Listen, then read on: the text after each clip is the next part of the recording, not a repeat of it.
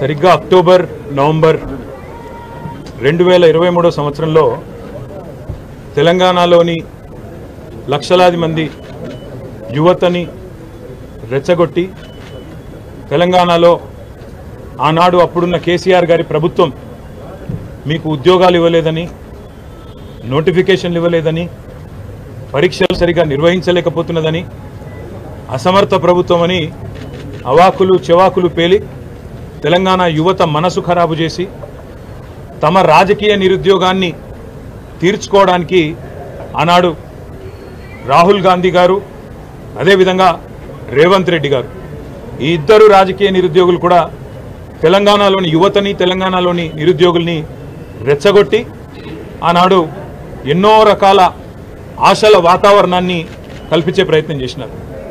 పుంకాను పుంకాలుగా పేజీలకు పేజీల నిండా మేము రాగానే 2 లక్షల ఉద్యోగాలు మొదటి సంవత్సరంలోనే మేము నింపుతాము, ప్రభుత్వ ఉద్యోగాలు 2 లక్షల కొలువులు ఇస్తామని చెప్పి పత్రికల్లో full page ads, job calendar అని చెప్పి తేదీలతో సహా ఏ పోస్టుకు ఏ రోజు మేము నోటిఫికేషన్ ఇస్తామని చెప్పి మొత్తం జాబ్ క్యాలెండర్నే నమ్మదగే విధంగా నమ్మబలుకుతూ పుంకాన్ పుంకాలుగా ఫుల్ పేజ్ యాడ్స్ ఇచ్చినారు.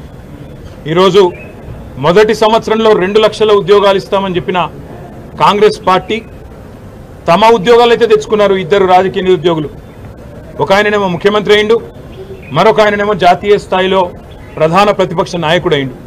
కానీ తెలంగాణలో ఇస్తానన్న 2 లక్షల ఉద్యోగాలు మాత్రం ఇంతవరకు అతి లేదు, గతి లేదు. ముఖ్యంగా ఒక్క నోటిఫికేషన్ కూడా ఈరోజు వరకు 7 నెలల్లో ప్రభుత్వం ఇవ్వలేదు.